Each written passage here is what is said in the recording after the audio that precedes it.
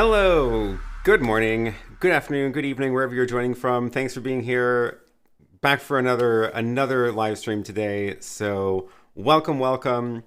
I see a bunch of familiar faces in here and some new faces in here, which is always lovely, and a lot of good chat early before I even started the stream today. So we'll get going on some of that. Hi everybody. And yeah, Chris, thanks for the note. I love the midweek upload. I totally appreciate you only include stuff that you actually paid to have instead of being asked to review. I thought that was a nice way to do it. Because there's a lot of great stuff that I did get, and I feel like it would be interesting to include those too, but maybe a little bit more compelling to talk about only the things I actually spent my own money on. I do want to talk about some of the products I have been sent more so, but I talk about those on the streams all the time. So I feel like we got to shine a little bit of light on some of my own purchases. There was a question here. Let's see.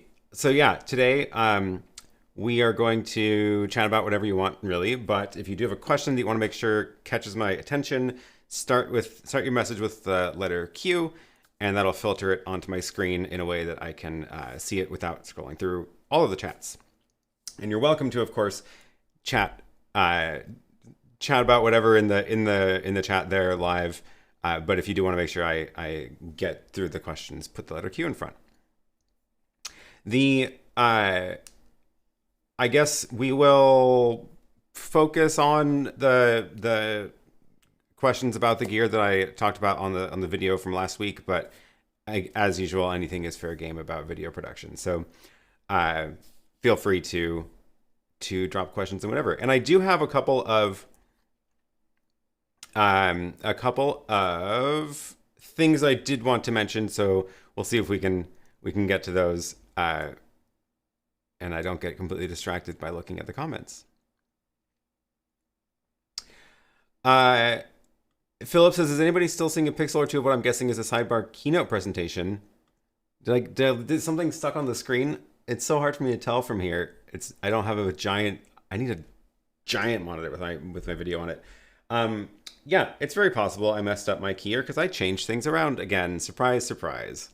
I always change things around in here. So let's take a look at the program feed. I don't see it. There's a camera down here. It was reflecting it's reflecting that light. Is that what we were talking about? We can take a look at the, it's on your left. Yeah, that's why I'm looking over there because the monitor's over here. Is it like a black bar? 1 pixel wide. Oh, it's probably just, I can't see it because I'm looking at it against a black screen. So let me show you what I did to my key, because I did change things up. So let's go back to, let's go to here. So what I did was I changed around how I'm bringing that key in. So let's go to the television studio, which is where that's happening. I decided to leave it on the air all the time. So if I turn it off, does it go away? I can't see it.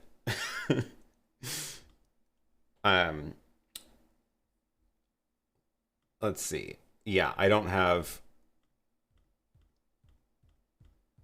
can't see it from here. I'm looking at the teleprompter and it's not big enough for me to see it. But if that's toggling the key, then that's what's going on. What I did was I set these keyframes. So it's kind of weird because you can't see there's no like, be nice if there's like a keyframe editor in this software, the way there is in like motion graphics software and stuff. But you can set 2 keyframes for your upstream key, and then you can run the key between the 2 frames. So if I show you, if I just run it, it's going to bring that in, and if I run it to B, it's going to slide it back out. And the reason I wanted to do that was because I wanted to be able to reduce the number of like actions that all the companion buttons do. Just leave the key on air all the time and then run it to these keyframes. So it's very possible that my keyframe at B is not set right. The keyframe is changing. I believe it's changing the mask. Yeah, so if we look at the mask, it goes to left 26.35. And if we run the key to B, it's gonna animate it to 32. So, okay, what are you saying in the chat? No, it's still there. It went away when you put the key off air. Okay. So if I change it to 33, that's gonna crop more of that. I wish I could see it. It's just I don't have a good way to do that. Oh, I can just change my monitor to the program, the real program. Matrix out of the we'll do the web presenter, and then I can maybe see it bigger. I don't have a camera pointing it, so I can't show you what I'm looking at. So if I had that at 32, for example, no, I still can't see it.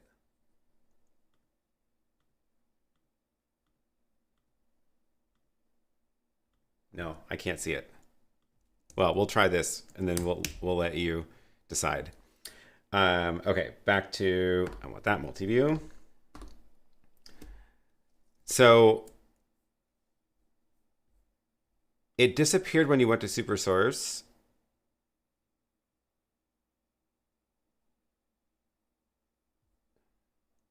Hasn't cropped.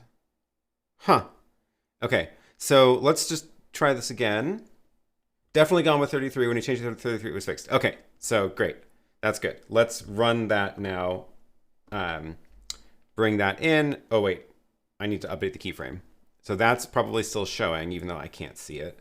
And then if I move it to 33 and then set the new keyframe, now I should be able to bring it in and out. All right.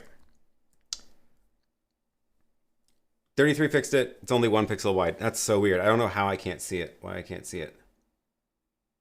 And everybody else is seeing it here. Okay. Well, yeah, it's probably because I'm looking at it up against a black background. But even when I was looking at the, for example, the web presenter image, which has it, the video is inside the little interface, I should be able to see a 1 pixel line in that, but I can't. I guess maybe because it's 1 pixel and it's less than 1 pixel wide when I'm looking at it in that. Cool. Okay.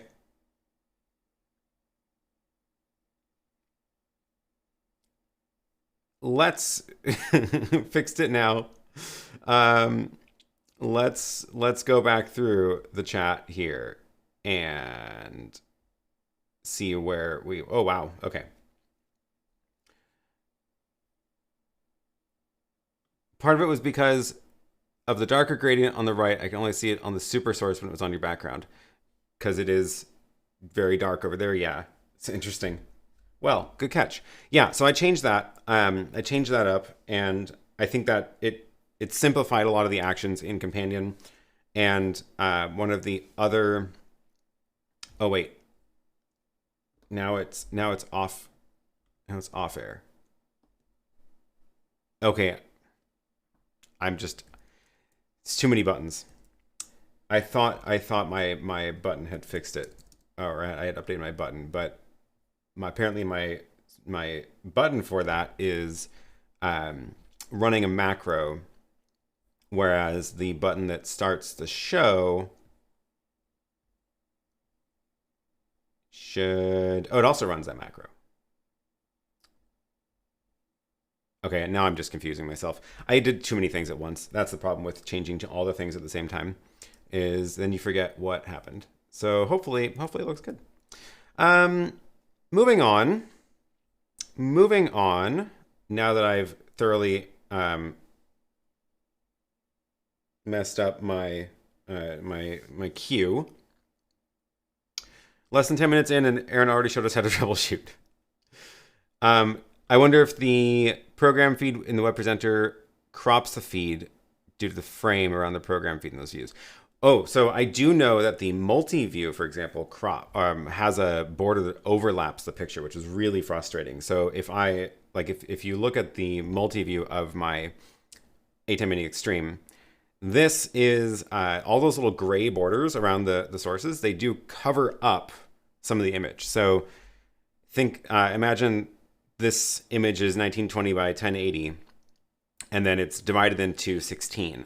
Each of the 16 is the actual, each of the 16, that grid is the actual grid of like a quarter or a half of the image. So in the top right corner, there's program one that is half of 1920 and then half of 1080. And then they add the gray border on top of all of that. So rather than scaling the image by something that is not an exact multiple, like if they wanted to squeeze it inside this gray border, it would have to be a smaller than half of 1920. So instead, they just sort of slap that border on top. What that means is that you can't see the edges of your pictures. And normally that's not a problem, because normally you don't care about what's right at the edge. But the little SDI converters, I've been having trouble with some of them syncing up certain signals from certain cameras. So my Apple TV, for example, gave me this problem this morning, and I have a note on my checklist, which is to go through all of the sources and look at them in full screen on the HDMI out. So now I wish I had this camera here. I don't know why I don't have it here. What I do is, let's see. This is not the ATEM that's live, but you get the idea. So these buttons over here, the video out, that's going to change what goes out the HDMI port. So right now I'm seeing the multi-view. So this is the HDMI of this out of this ATEM on the desk here. And if I press, for example, 1, it goes full screen, right? 1, 2, so you get the full screen view of the HDMI out. And the reason, so I have this thing on my checklist, which is check for offset errors, where I go and I press each of the buttons and look to see if the picture is scooted over, because there's sometimes a little black bar that appears when there's an offset error on one of the HDMI sources through the converters.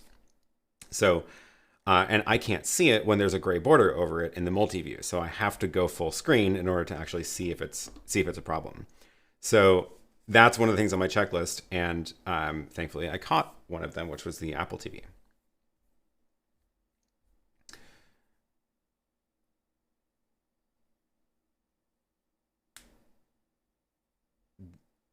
Philip says, another way to look at that is we're less than 10 minutes in and we've already derailed all of Aaron's plans for the stream today.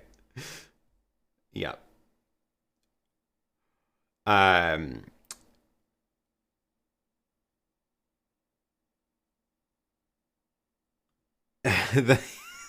You want me to cover up the outlet? I know, I wish that outlet wasn't there or that I didn't need it, but that's powering my desk.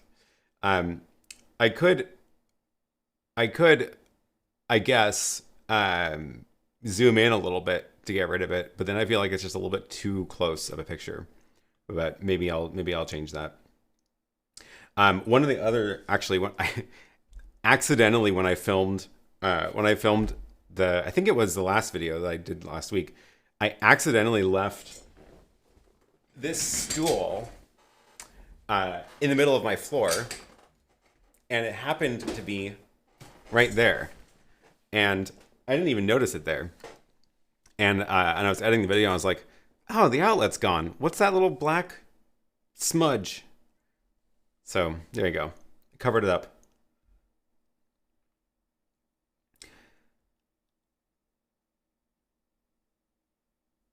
Okay. Oh my gosh. Let me scroll back a little bit and see see where we were before we got totally off track.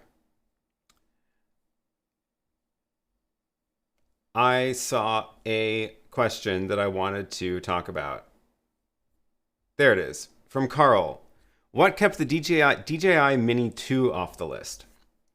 So I was thinking about putting that on the list. I did buy that last year, obviously, and I have been very, very impressed with the DJI Mini 2. I think the reason I didn't put it on the list was because I haven't had that much opportunity to actually fly it yet, for a couple of reasons. The I got the permit, the license thing to fly it in the EU, and did fly it a couple times in Finland. The problem with flying it in Finland in December is that there is only daylight from 10:30 a.m. to 1:30 p.m. and that's like technically daylight, but it's not even really bright except for like 11:15 to about, it starts feeling like sunset around like 1 p.m. So in practice, there was a extremely short window that it was even possible to fly. And we were only there a couple of days. And then the other problem was that it was so cold that I could not even handle being outside for more than 10 minutes at a time. So that just meant that basically there were only a couple of days that I was able to actually even fly it at all. And then back in the US, I have the like sort of basic permit, which is just the very simple test of common sense stuff. But that's only for recreational flying of drones less than 250 grams, because I haven't done any of the registration stuff yet in the US. So that means that I can't shoot anything on it that I plan on using for any sort of commercial purpose. And I'm pretty sure that if I showed any video on here, it would be considered commercial use. And there aren't that many places in Portland that are even possible to fly because we're so close to the airport that limits a lot of what you can do in a lot of the places. And the city does not allow flying drones in city parks. So that really puts a damper on the options. So I just haven't had a lot of chances to use it yet, and I didn't feel like it was fair to say much about it until I have more experience with it. That's the reason. But I am very excited about it, and yeah. That daylight time is in the Arctic Circle. Yeah, well, I spent most of the time up in the Arctic Circle, so that I was only in Helsinki for 2 days basically. And even then, it was only like an hour more on each end, so not that much better.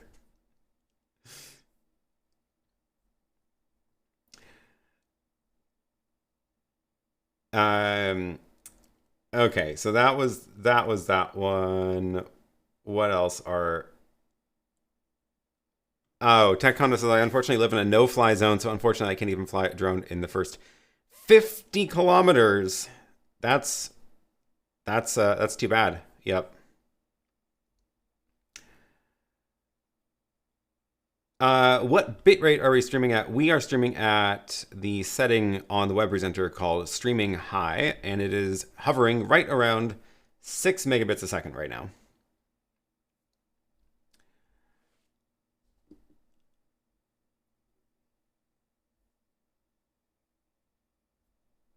All right, scrolling back up, because there were some other good questions early on, I thought.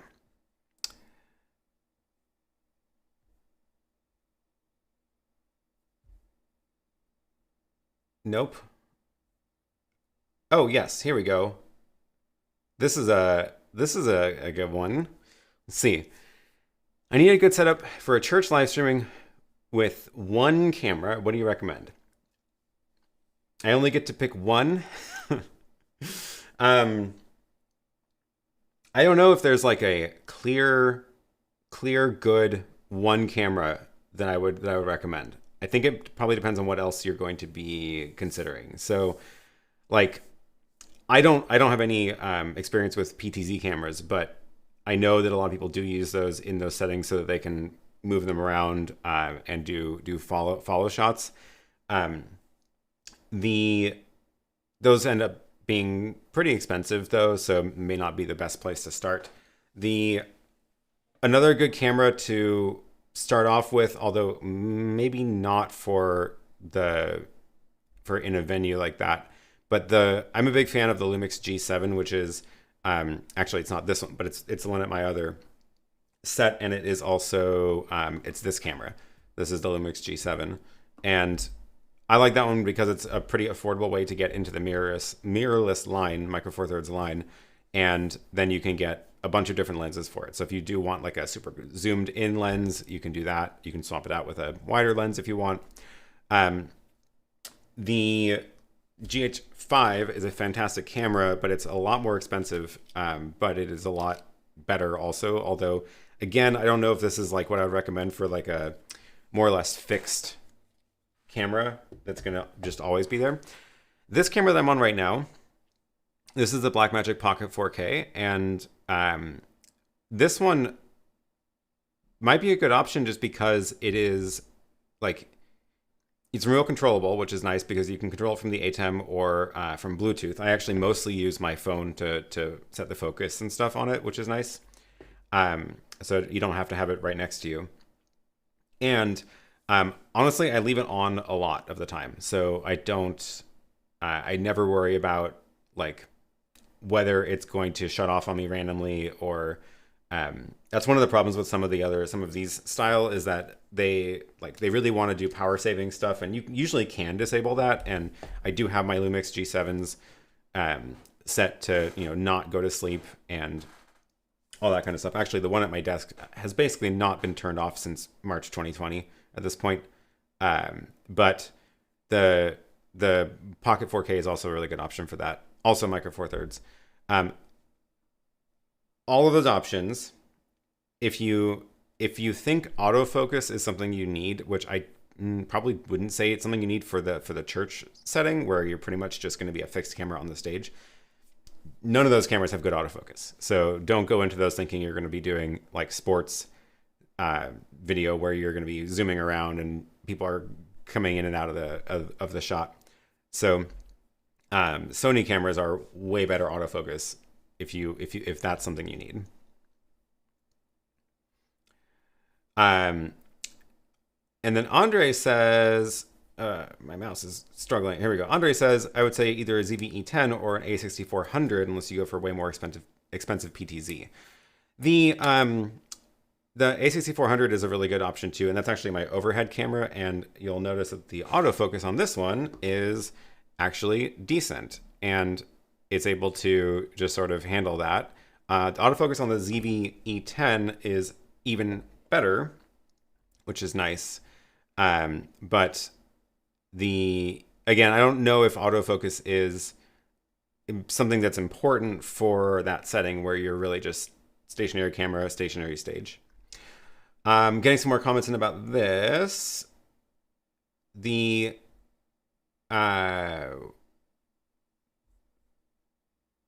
Yeah, some more recommendations for the ZV-E10. If you are looking, so the ZV-E10, the problem with any of the cameras that are in like this form factor is, again, power. And you're gonna want to, in any case, you're gonna want to get a DC coupler where it looks like a battery with a tail, and it goes into the battery spot, and that is able to give it power where like it thinks it's a battery, but it's continuous power. The GH5 Mark II finally has a USB-C port and can be powered over USB-C, not just charged. And the ZV-E10, I've had pretty good luck with that too. I have not had good luck with the USB power on the ZV-1. So the ZV-1, really you need the DC coupler for that instead of USB power. Quilla says we use PTZ Optics 20X mounted on the back wall about 60 feet to the front. Yeah, the PTZ Optics seem to be the ones that everybody uses.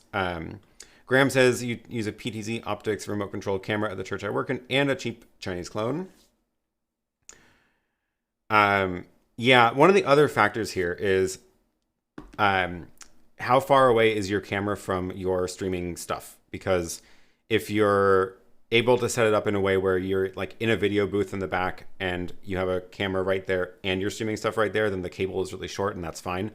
If you're going to have your streaming booth like on the side of the room and then your camera is way in the back of the room, then you're not going to want to use HDMI. So then you're going to want to switch over to SDI runs. So that's the other factor there. And then the SDI cameras, a lot of the PTZ cameras do have SDI in them, which is just nice that it's all just sort of there. Andre says the ZV-E10 and the A6400 use the same battery. Yep, that's a good point. Roland has had good luck with USB power for both the ZV-1 and the RX100. I don't know why. I tried on, I actually tried on the RX107 also and the ZV-1, and every time I would use it, it would eventually either overheat or it would fail to. It would try to charge the battery. The battery would still die, and then even though it's powered, when the battery was so low, the camera would shut off because of the low battery. So, like, I just did not have a good experience with it, and it wouldn't turn on without the battery in it on USB power. So, it was just. But the ZV-E10 and the GH5 Mark II finally fixed that.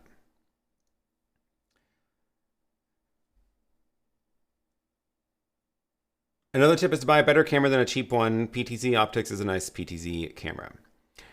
Yeah, and I guess the other thing to think about is how many, like, are you planning on expanding? So I would recommend, for most things, I would recommend 2 cameras because it's nice to be able to have like a wide shot and then be able to cut to a cropped in shot. And the other part about having 2 cameras is it means you can cut to the other camera and then change settings on one while you're live.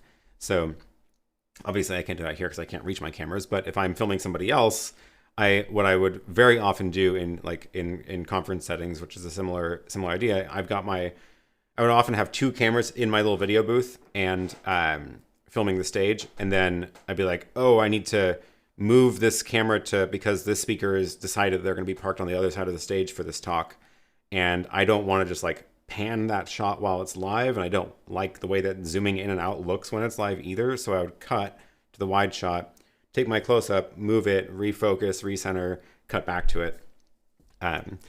So that's a lot. It's a lot more, gives you a lot more wiggle room in terms of what you're doing with your angles when you have 2. So if you are thinking about getting 2 cameras, then you can go for a more expensive one and a cheaper one, or sort of mix and match the benefits of each type of camera too.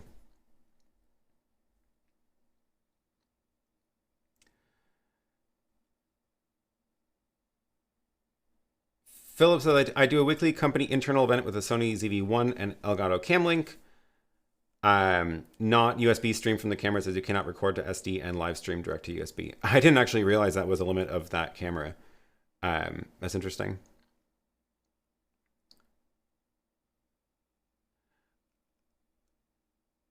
I saw a question about cache filling up. I am having trouble with ATEM Mini Pro streaming. Cache was filling up, fairly confident it's not network. Only fix is pulling the net cable and plugging it back in and it recovers. Anybody else seen this?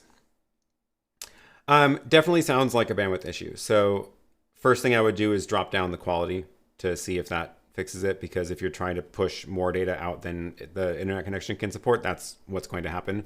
And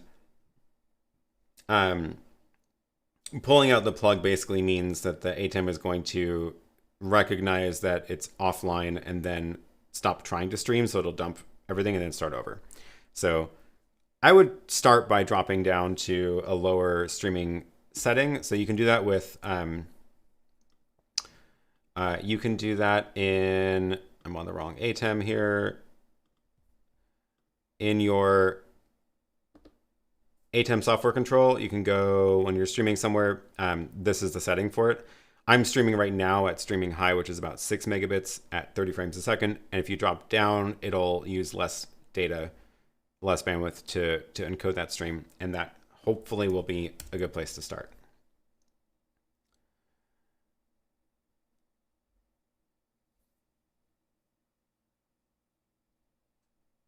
Hello, Keith. Thank you for joining. Good to have you here.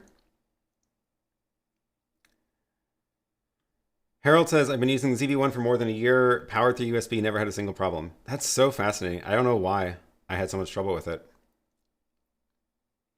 Philip says, we actually upgraded from 3 to 4 PTZs, and now I'm at a point where I'd actually love to have at least 1 or 2 more.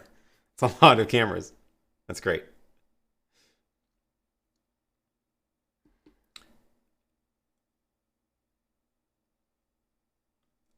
I also got pretty good times with the A6400, but with the ZV-1, 3 hours starts to kill it off. Interesting. Okay.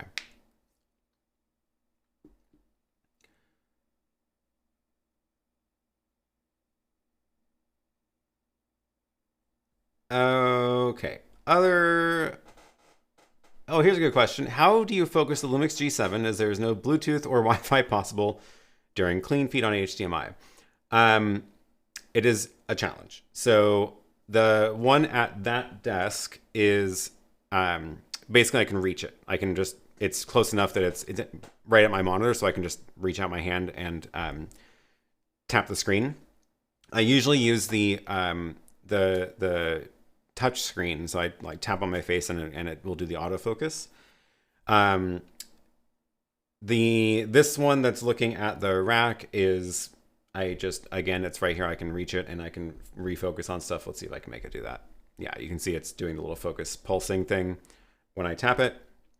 The one that's over here, which right now I'm using for this angle, which I haven't actually put anything in here yet, but this one, I can't reach the camera. It's too far away. And what I did was I set something on the desk here and then went around to the other side of the table, did the autofocus thing on it, and then now it's stuck. So it's not in autofocus mode. It's stuck in manual now. Hard-coded, like locked onto that spot. So yeah, I can't change the focus of it. And hopefully whenever I put stuff here to show you, it is in focus because I've focused at this spot here.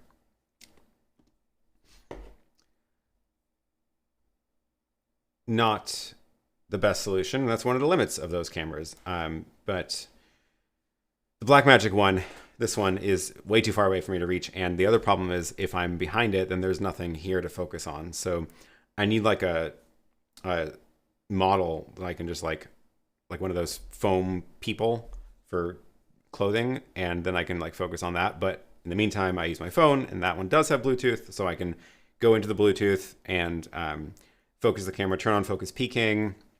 Here I can just do that because you'll see it turn on if I remember what app it is. So I connect to connecting to the camera. Where's my phone is so dim. There we go. And yeah, connect. And then it should start connecting to the camera, waiting.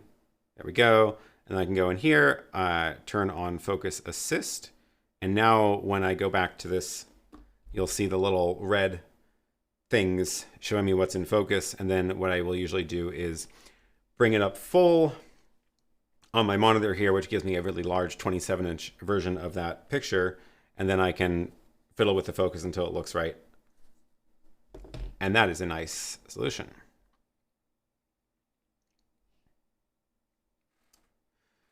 Bailey says, not specifically related to the stream today, but after watching Photo Joseph do his new 40x40 router, are you less or more likely to get the larger one? I have been wanting to get more. Oops. Wow, I don't know what that, I hit a button on here by accident. I've been wanting more inputs and outputs because I have filled mine up completely, and I could definitely benefit from more ins and outs on my router. That said, the fan mod that I installed is not available for the 40x40, and the 40x40 is a lot louder. So I'm not excited about getting a louder device. There's the other brand of these, which the Ajakumos, and these are different, interestingly different numbers of inputs on them. So they have them in the 16, 32, and 64 instead of 12, 20, and 40. And 32 is 12 more than I have right now, which could be good, but also I'd be worried about filling that up. And then 64 just seems a little bit excessive. Also, it's extremely expensive. The nice thing about these, though, is that they're really thin and there's no fan in them. So totally silent, and that's appealing. But I don't know. My plan right now is to hold off until until we get some new announcement from Blackmagic about their new rack ATEMs, because the other thing is that like the Constellation has like 20 outputs on it, or I think it's even more than that. And it effectively, oh my gosh, Axel, thank you for the super chat. Surprised me. I have both SDI running to micro converters out to HDMI. What do I use? The HDMI in and out on the Hyperdecks Studio HD Plus. Oh, SDI from the Hyperdeck into the HDMI ATEM, then you don't need the HDMI out on the Hyperdeck. Yeah, it basically gives you a different option for getting video out of it. So the HDMI out of the Hyperdecks are going to be only the fill, like the main video, not the alpha channel. So it like matches one of the SDI outs. So they're meant to be like alternatives. You don't need to use that one. And then for the input on the Hyperdeck, that's if you want to record. So and they have, I believe, no, I don't quite remember. I believe there's both HDMI and SDI in on the, you said the Studio HD Plus. Those names are so confusing. Okay, let's look at the disc recorders. Studio HD Plus. Okay, so that's the half rack size one, Studio HD Plus. Here it is. So they have, yes, HDMI in and SDI in. So again, those are like different options. So you can think of these two as like a pair, and then think of HDMI out on SDI A as a pair. SDI B is a special one that will output the alpha channel if you have transparency in your videos. But you don't need that. You don't need the input if you don't plan on using it as a recorder, if you're just going to be using it for playback. Good question though. The 64 for the next milestone as a gift to yourself. I don't know. I think I'm just gonna not make any decisions until the new Blackmagic ATEM rack thing comes out, because I don't know how many aux outs it will have, for example. So we'll see. We'll see. Blackmagic's naming scheme is almost as bad as Apple's new phone and their Macs. Do you realize that the new Apple Max, M1 Max is impossible to say out loud? It's... Oh, Dominic, thank you for the super chat. ATEM Mini Pro question. If I live stream to OBS and use a Focusrite for audio, I'm getting really bad audio drag. How to keep in sync? This is a problem with a lot of different kinds of capture cards. So the problem is that the computer is just not able to keep the signals in sync when they're coming from different places. I've definitely seen this happen a lot. The only sort of real solution is to, instead of sending, if you're using the Focusrite because of its inputs and outputs, send the audio out from the Focusrite back into the ATEM. And then the ATEM will keep the video and audio in sync and give a synchronized feed to OBS. I think that's probably the best bet. And also, if you have the ATEM Mini Pro, that means it has streaming encoder in it. So then you don't need to use OBS to stream unless you're using it for other things you've got, other features of it that you're using. I'm assuming Bailey says OBS has delay built in. I'm assuming though that you're not getting straight just delay. I'm assuming that the problem is that you have it's changing. If it's the same delay like the whole time, then yeah, you could use OBS's delay to compensate. But I have a feeling that what you're seeing is that the delay changes, that it'll catch up, and then it'll slow back down again.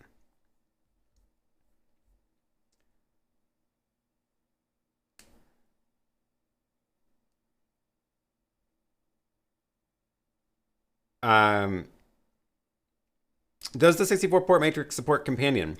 It definitely has a network control in it. So that was one of the things I've looked at, because obviously I don't want it unless I can control it over the network. And yeah, like there's a network port, there is a control protocol in it. And then I think if we look at bit focus, there is already a model, there's already a module for it. And oops. Yeah, so here it is. So it already supports that built in, and that makes it very easy.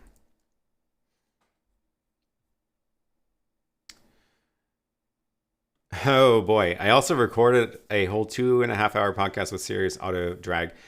It depends on what the problem is. If it's just straight up audio offset, like the audio is always a quarter second behind the video or whatever, then that's very easy to solve. You just go into a video editor and slide the audio track back. And I actually do that all the time with my multicam recordings, because all the cameras I use have different HDMI delays on them. So the Blackmagic is about 1 frame. The Lumix G7s are about 4 frames or 5 frames. I can't remember which. And what that means is that when I'm looking at, when I've got a recording, in the ATEM multicam recording. So like for example, if I show you the multi-view and then you look at the all the different places, can I get my hands in all the shots? Not quite. But you can see how much of a delay that one has compared to the rest, right? And like the overhead is slightly better. It's only a tiny bit delayed compared to the Blackmagic, but this one's way behind. And what that means is when I get the recordings on the drive, the audio is all in sync, because the audio is the program audio, records all the tracks. So the audio sync in the video editor doesn't even help. So I do open it up, the multicam clip, and then go and shift my audio and video tracks to get everything in sync. If your problem is that the audio delay is changing throughout the recording, then you are going to have a very long session ahead of you of resyncing that up. And like, do I have Resolve open to show you what I'm talking about? I thought I did. Oh, I think I restarted my computer this morning. What you can do, let's see if I can get this to open.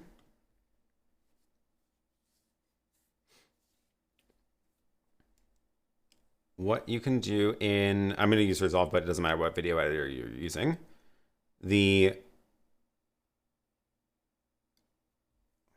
Wow, it's taking a long time to open today. Let me see if there's anything else people are saying about this issue.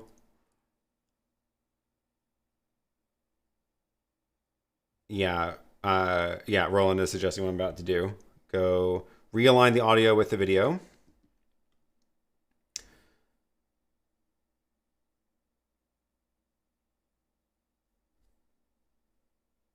Here we go. Okay. So let's make a new project. And do I have any video clips handy? Let's see if I do. Yeah, I'll just use, these are just some B-roll clips, whatever. When you end up with these are not very long. Here we go. If you end up with like a single video here where the audio is changing in how much it's in sync, you're going to want to basically go separate it approximately where the sync is changing.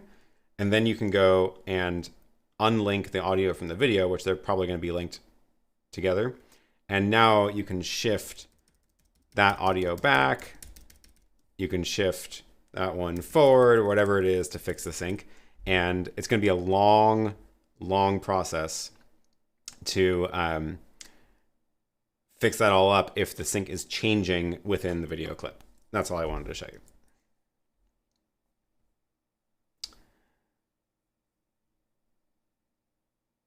it's throughout the whole video. It goes in and out. I already tried re-encoding with handbrake and no luck. So that you're gonna be in for a long editing session. That's the answer if you can't re-record it.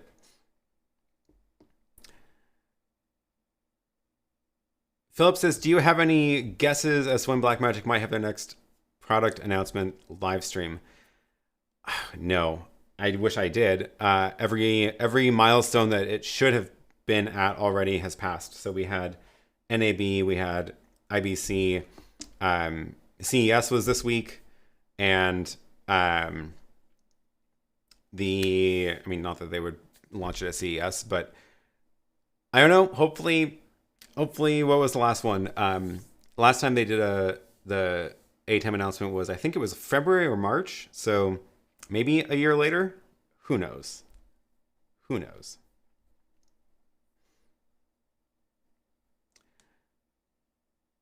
A full-size foam figure of you. That would just be weird. We will call your cube the focus cube from now on. I like it. Anyone want a foam Aaron life-size for focus lighting setup? No. Yeah, the 64 does support companion, and I don't know if it supports OSC, but at least it has its own control protocol. It does have the same great interface that your Video Hub has.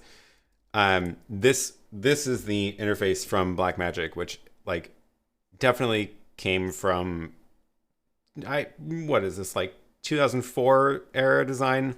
The icons, you can't add your own image, and you get these icons options in here that are like mildly useful, and then there's some in here that you're just like, why? So cool. Okay, these are all fine. Tape deck, yeah, sure. Vector scope, cool. Applause, I guess I could use that for sound effects. And then we get cafe, like I guess maybe you send a confidence monitor to the cafe or something. Client viewing is popcorn, the commentary box. Control room, I like the control room graphic. Very I should just get monitors and lay them out in here like this. Director's chair, dressing room, edit suite. And there's a bunch of people, fiber optic cables. I don't know why Godzilla is in here. I decided to use it for the Apple TV icon because there was nothing better for the Apple TV. Green room is a cocktail. Green screen. Some more people. Yeah, I don't know. And then you can't add your own icons. So that's why most of these just don't make any sense in here. Like, I did the best I could.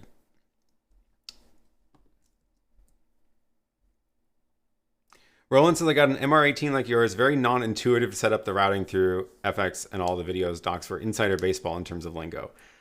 I agree. I 100% agree. It is like stepping into a totally different world of audio stuff.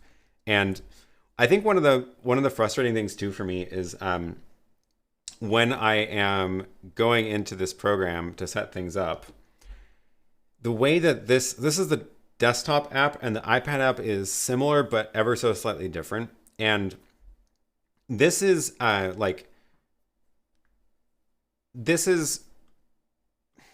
what's the right words to describe this? It's like they were trying to emulate a real interface and like within the constraints of what a real physical thing has. So like these tabs, I don't know. It just, everything about it just seems like it's learning a whole new thing that doesn't make any sense. And there could be better ways to arrange these controls if you're not limited to building an actual physical mixer. And I realize that like most of their mixers are physical things, and then you do have real constraints. But once you're in the computer land, like you can do whatever you want. And yeah, so like I have to get the microphone delay, for example, from the microphone over there to match that camera, I had to add a delay. And to do that, I have to use one of the 4 available effects. And this term insert is something that is like, it's one of those things where unless you know what it means, you have no idea why is there a button there called insert. What does that do? What is it going to insert when I click it? And yeah, it takes a while to figure it out. And I am definitely not have not figured out the best way to get around this app yet. But one of the things I did actually do recently in this app is I changed how my audio processing works. So what I used to have was in the ATEM, well, long time ago before I got this, I would run a mic into a camera and then do my audio processing in the ATEM of using, its dynamics processor because it's coming into that channel. You can see that I have no audio on in this ATEM except mic 1 because the mixer is connected to mic 1. What I did recently was I disabled the audio processing of this. So even last week, I had the ATEM doing the dynamics, doing the compressor and EQ. And then I realized the problem with that was all of my sound is going through the audio mixer, not just my microphones. So if all of my sound is going through the audio mixer, then all of the sound effects are also getting processed, which is not what I want.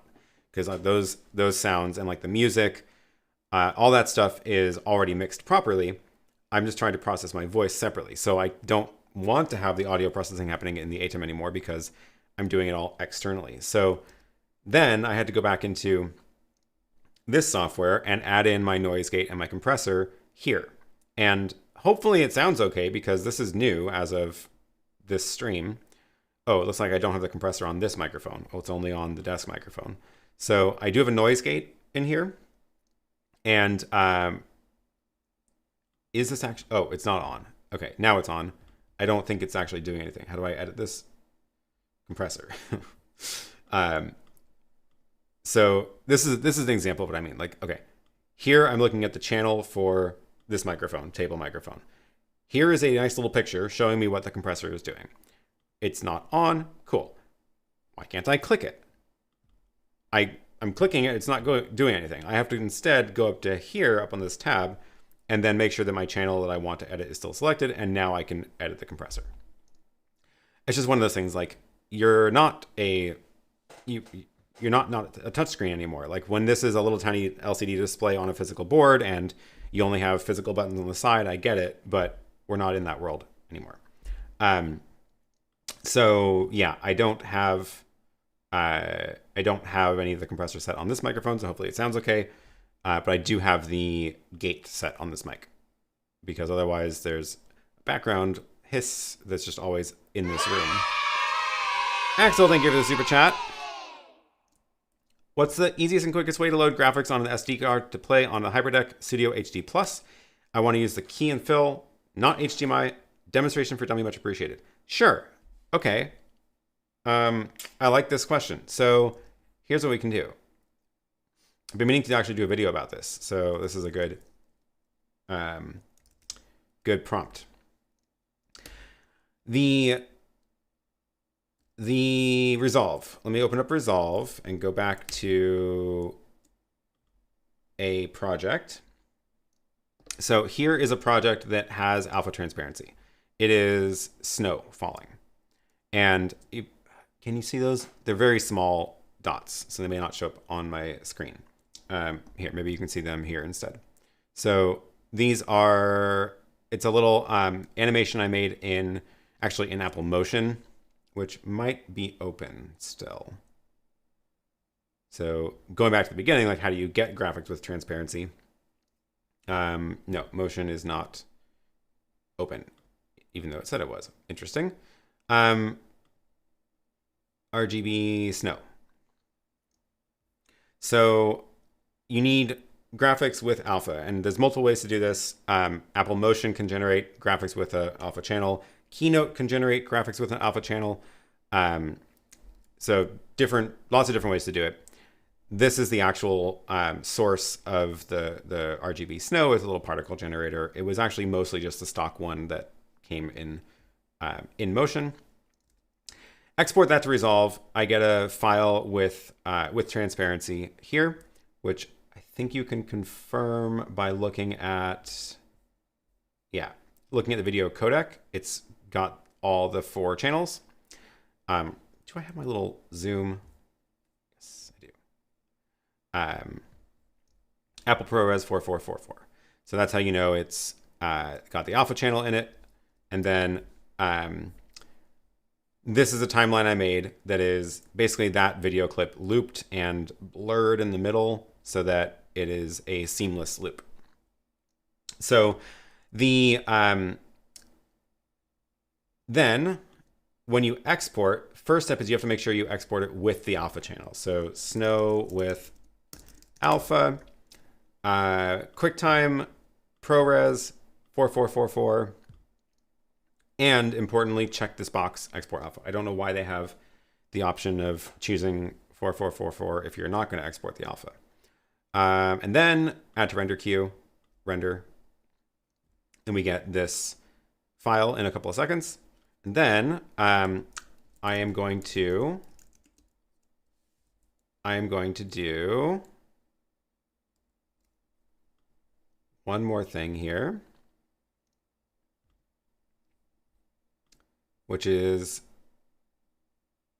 a neat little trick I've been using with these Hyperdecks. How is my Resolve project? Okay, Resolve project is done. So if I go look at the drive, what did I call it? Snow with alpha. So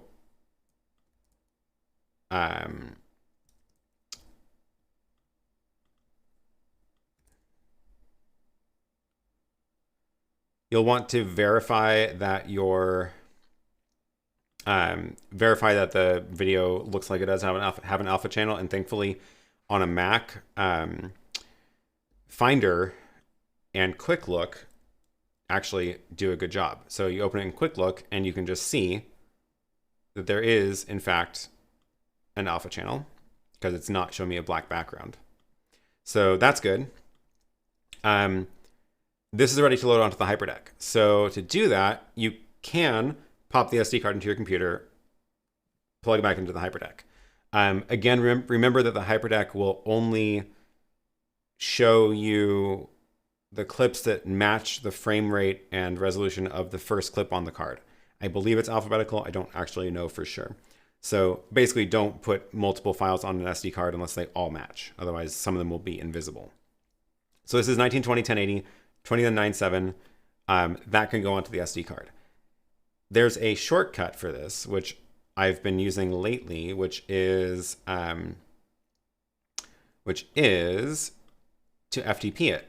So I just downloaded FileZilla, and FileZilla is an FTP client. And what I can do is actually just move that file over on the network. So I believe I need to find my IP address of the Hyperdeck. I believe it's, what is it? Studio HD Plus. I don't remember. Let's see if I bet my companion knows. Hyperdeck Plus. It is, okay. That's why I didn't know it. So I'm just going to go and type that into the host, type in, I don't think the username and password matters. It'll do anything. It'll accept anything. Allow in secure plain FTP. And now we have a folder called 2, which is slot 2 on the thing, which is the only one plugged into that right now. I don't have an SD card on the other slot. So here I can just go and take my Snow with alpha and drag it in, and it's copying over at 100 megabytes a second, which is nice.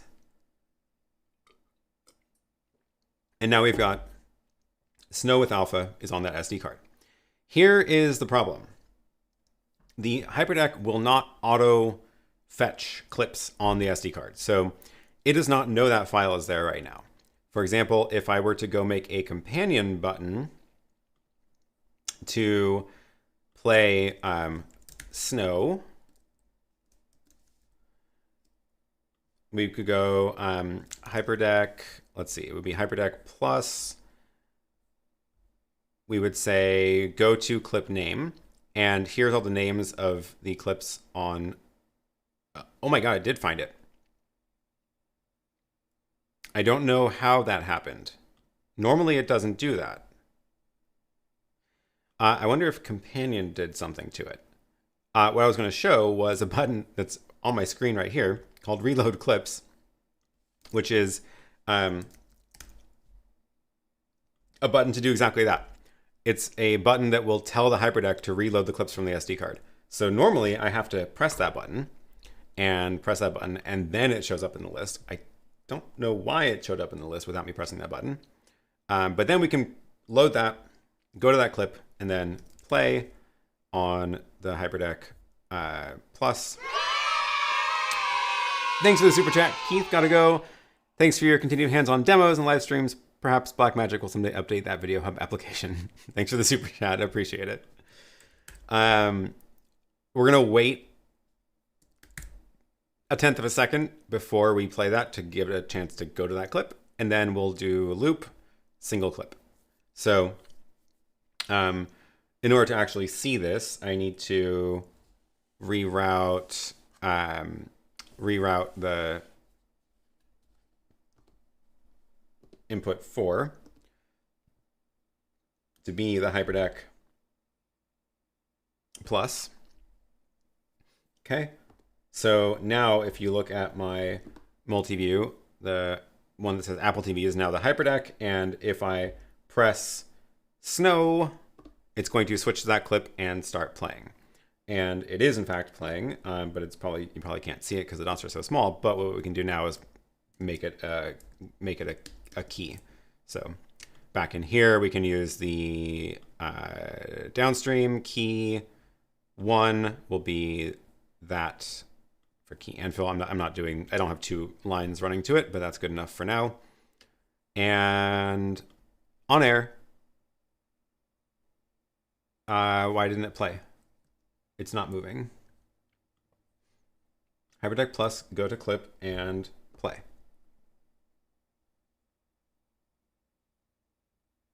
What's happening?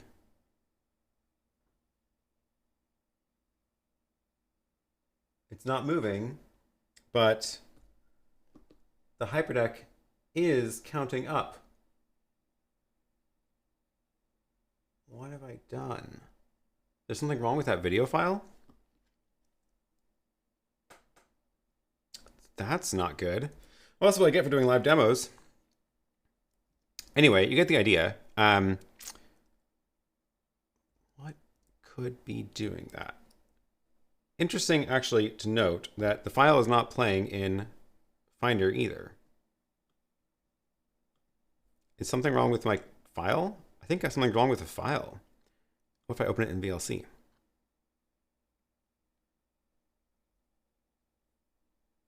And it's not playing here either. Okay, something went wrong with that file. I think I have other ones already made. Let's drag those over instead.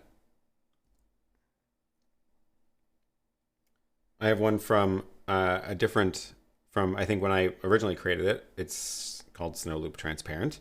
So we're going to let that copy over and go back into here and change. It found the clip. I don't know why it's doing that. That's new. And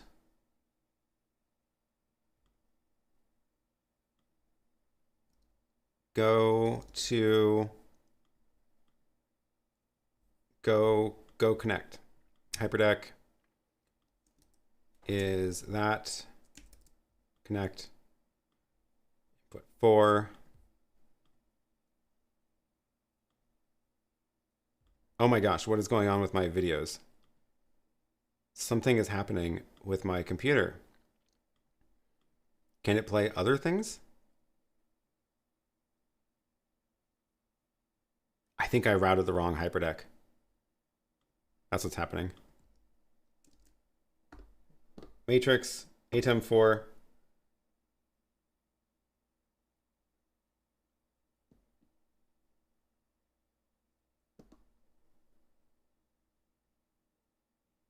I'm so confused. No, there's something wrong with my video file. I give up. I do not know what's happening with that.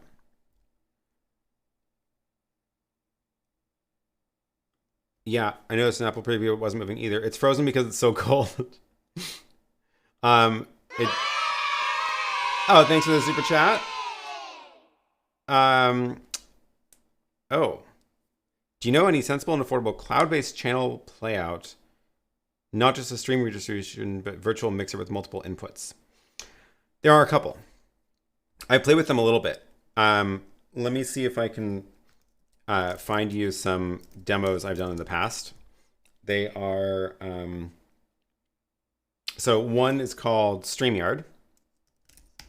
If you go to aaronpk.tv/timestamps, you can search for all of these that I've talked about before. So StreamYard is easiest for sure. Here's some of my past streams about it. Then there's Restream Studio, which has the same, let's see, I don't have anything about Restream Studio. Same idea as StreamYard, where it's more or less like a very easy to use, join with webcams kind of thing. If you want something a little bit more advanced, Lightstream Studio is the other one. So I've talked about this several times, mostly over the summer. And this one of the reasons I like it is because here is the one to look at. Lightstream Studio as an RTMP server. So go look at that playback, because that's where I did a full demo of it, or I believe so. Graham, thanks for the super chat. Watching from a pub tonight, so I thought I'd better buy you a drink. Loving the frozen snow. Well, thanks. I'm glad the confetti is not frozen. But yeah, Lightstream Studio is very cool because you can feed it RTMP feeds and then switch between angles or have different scenes laid out there with multiple feeds coming in. So those are a couple of places to look. Those are also relatively easy to use. So I'm sure there's, there's also like, you could run vMix in the cloud, for example. That's another way to do it. And then you get a full software mixer, not on your own hardware, but that's more advanced. StreamYard is the best. I use it all the time. Yeah, I'm a big fan of it. It's super easy to get things going, and they have a lot of features that are useful for most people, and it's just very straightforward.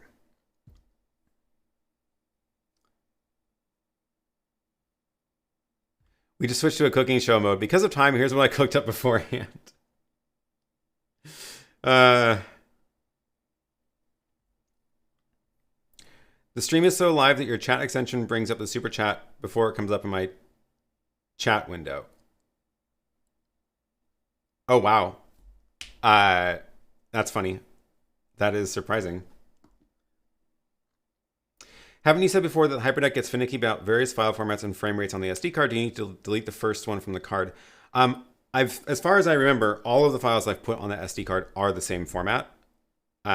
So also, like, it just doesn't show up in the list if it doesn't match that format.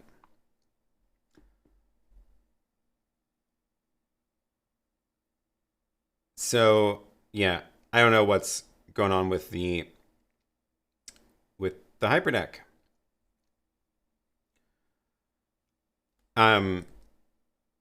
Did I?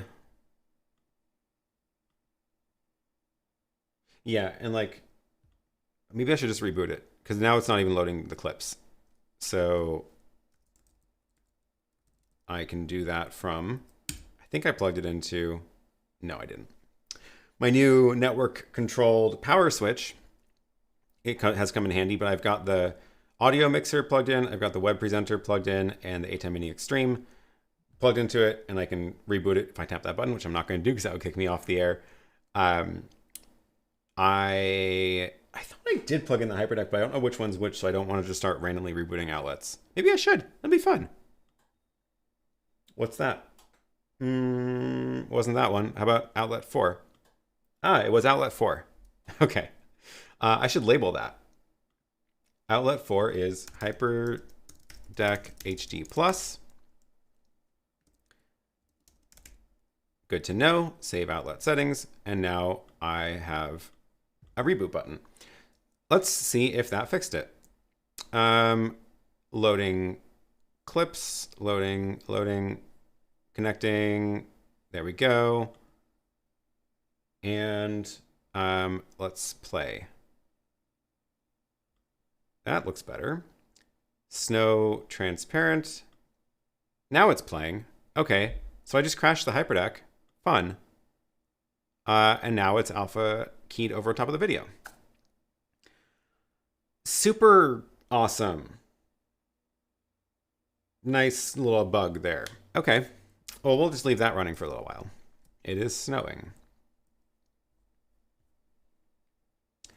If that file is somehow corrupted, would that maybe mess with it? Yeah, probably. Delete the file and then power cycle the Hyperdeck. The weird thing is, power cycling the Hyperdeck, let it play the file. Oh, this was the original file. Let's try playing the one that it might be corrupt.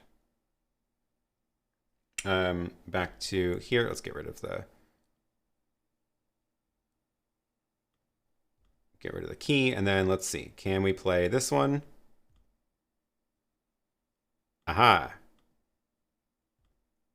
It is a corrupt file, and now it's frozen again. And anything I'm playing is not working now. So including switching clips is broken. So turns out you can crash Hyperdecks by giving them a corrupt file. That's good to know. Super, super cool. So the Hyperdecks seem to be too hypersensitive. That's why I haven't bought one.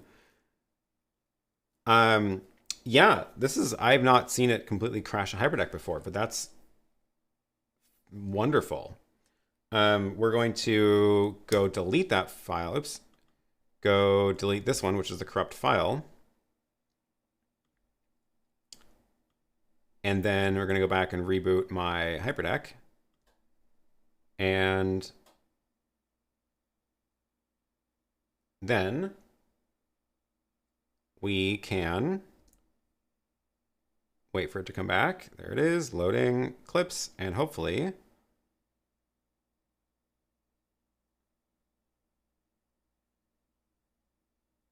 snow loop. Oh, interesting. These are different files. I do have different files on the SD card. I think I have some mismatched frame rates, and that's what that was about. So here is the snow that is not corrupt. And it's working again. Fun. Super, super good. I wonder if I should, told you we call it the Hyperdeck halter. I wonder if I should give Blackmagic that clip and let them debug that. Because I should not be able to crash a Hyperdeck.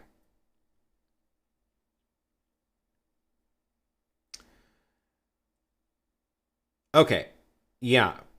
Take note, Blackmagic. I had an event last year and played a corrupt video file in PlayOutB, and that made the ATEM hang for 5 seconds. Oh, I wonder if it was because of the network talking between the two. That's bad too. Yeah.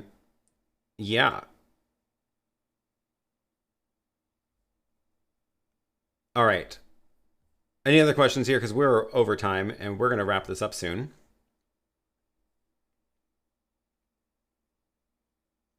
I wonder what my this is a problem with my Resolve export though, because that apparently caused the bug. Sven says, well, they are tools for professionals. Every professional has his own lingo. Imagine every video on this channel about one video mixer starting with explaining what HDMI is or what preview means. That's fair, but there is always room for improvement. Even in, I'm not saying Blackmagic's tools are straightforward to use either. There is room for improvement, and I also don't like some of the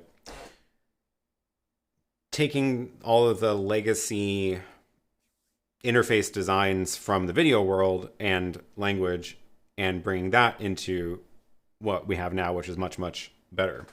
So that is like this, even this interface, like there's no reason it needs to look like this anymore. These are not physical buttons. It's cute that they are, but like, and I guess that's why for the most part, I don't use this interface, because it doesn't benefit me. Michael, thanks for the super chat. Have you tested the Blackmagic Studio converter with the Studio Cam Pro? I'd love to see an ATEM that has this converter built in for Ethernet to cameras. Ooh, no, I haven't yet. Good question though. I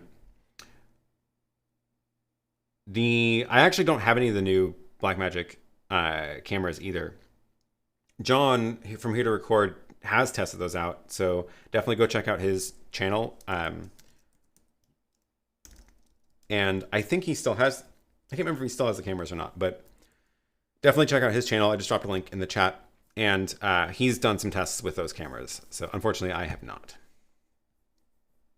Blackmagic should hire you to stress test products. Oh, this is a good point from MT. Always check twice the files that you get from a client to avoid any problems during a show. Absolutely, definitely.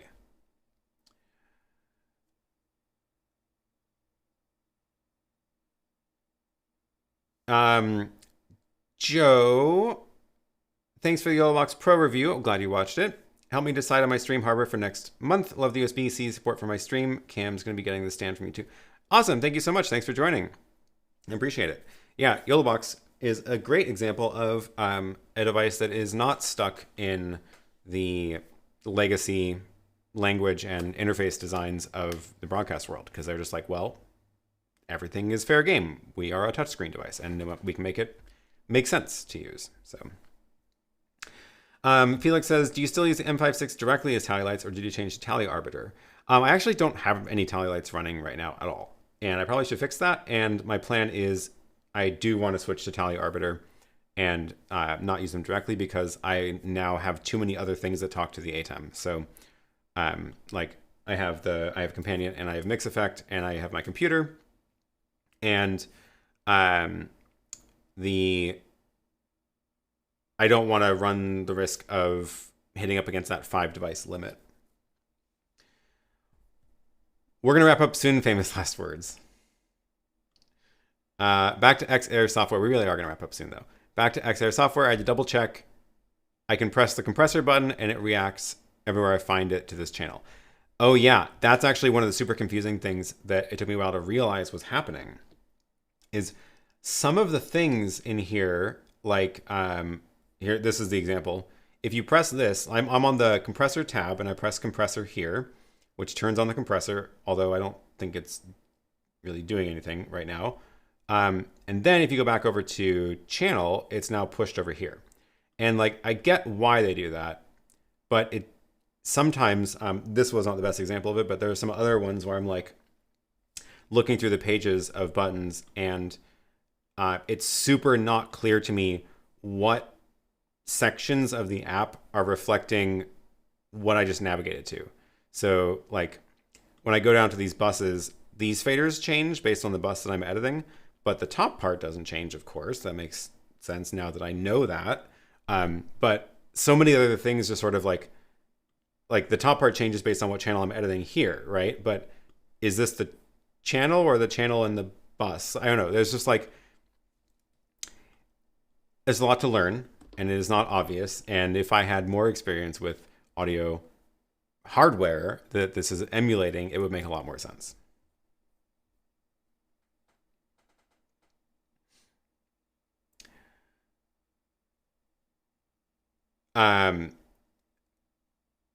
Axel says, how long is the shipping on the YoloBox stand? I ordered yesterday to Ohio. So the stands ship from a couple of different places. So if you have, if you've ordered from, for example, one of the US stores, let's go over to the website for it. 2 places to get it from that ship from the US, DVE store and PepperTech. So DVE stores in Washington, and I don't remember what shipping they use, but it's been pretty fast to me, but also it only has to go south like 3 hours. So they will ship it from their stock, or if you order from PepperTech, they will ship it from their stock. I don't remember what state they're in. If you ordered it from Europe, it will take a lot longer to get there. It will get there, but it will take a lot longer. So hopefully you ordered it from one of the US ones. It should be pretty fast, but also shipping right now is just a big mess. So everything is kind of a disaster at the moment with shipping. So But yeah, if you order it locally, it should arrive in hopefully a reasonable amount of time because they are in stock, like physically stocked boxes at those places, and they ship right out.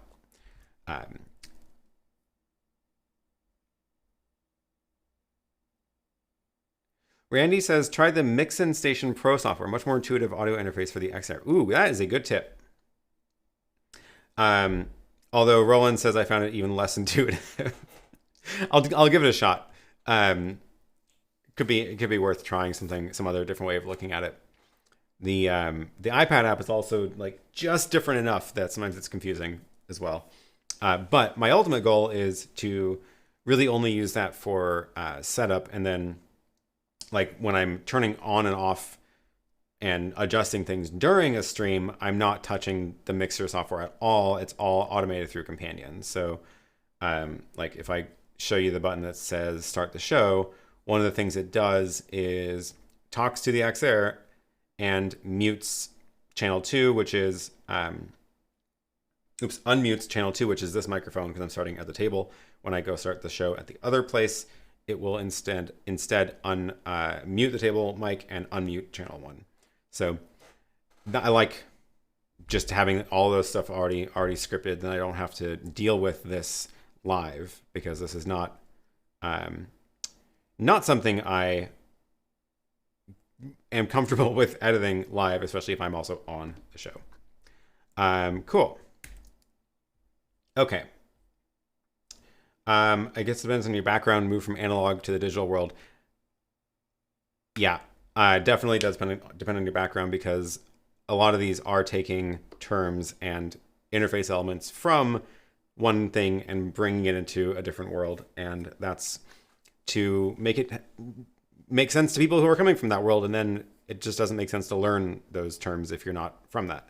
Another good example is like all of the tape-based terms in video editing. Like in a lot of the video editing software, you'll see terms that are referring to what it was like editing videos on actual tapes and splicing and things and all that kind of stuff, where it's just like, that is not how it works anymore. We haven't edited on tapes in a long time. But the software still references that because the industry.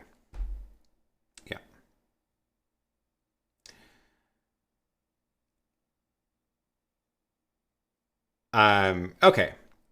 That's that was a fun little tangent. I think we're gonna wrap up for reals now. Oh,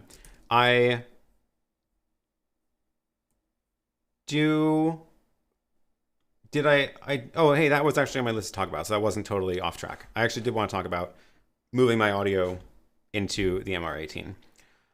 And loading graphics into the Hyperdeck was also on my list. Fantastic. There is one thing that I wanted to show, which I'm not going to show right now, but I did want to mention. There is a very cool plugin that I did not know about in Companion, which is called YouTube. It's actually a YouTube plugin, and the actual button's over here.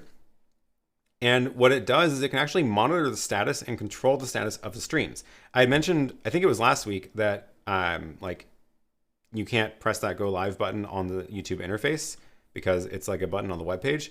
But it turns out that they actually have an API for it. So I have a button here which is called Go Live, and it will actually start the stream. And that's how I started the stream today, was I pushed this button instead of the button on the webpage, which is pretty cool. Setting it up is a real pain, and it will take a long time to do a demo of it. So I can do a demo of that later, but setting it up is going through Google's whole process of getting API keys and all that nonsense. So thankfully it is documented. So if you just go look at the documentation for the YouTube Companion module, you will find it, but it is a long process. And then the other problem is that you can only go live with you have to choose a broadcast to go live on. And I don't know why all these old ones are showing up too, because they're not in YouTube Studio, but it does mean that like, if I want to use this button next week, I have to first go change what video it starts, because this is today's video. Anyway, little tangent. We will talk more about that later if you want. But for now, we're going to wrap this up because no, we did not make it to 2 hours. I want to try to keep these to 90 minutes or less. Mostly for my own sake, because I'm actually hoping to get some filming done this afternoon for another video, because I want to make more edited videos this year. So that's the goal. I'm going to try to keep these streams not running over the 3-hour mark all the time, like we kind of started happening at the end of the year. So yeah, that's the plan. Thanks everybody for joining. Thanks for all the super chats. Appreciate it as always. Do check out my shop again, shop.aaronpk.tv. And I actually just dropped the price on a bunch of the used gear that I have for sale there. So take a look at that. The stuff that's left has been dropped again, so even more good deals available there on my gear that I'm trying to get rid of. A lot of it has been sold and shipped out, and I think it's all been delivered now, which is awesome. So yeah, thanks for the super chats, appreciate it. Thanks for watching all of these videos. I will have more coming soon. This is yeah, a lot of fun. And again, I'm trying to focus more on the shorter edited videos this year. Get some more of those out, because live streams are awesome, but so are the more concise reviews of things. All right, thanks everybody. Bye.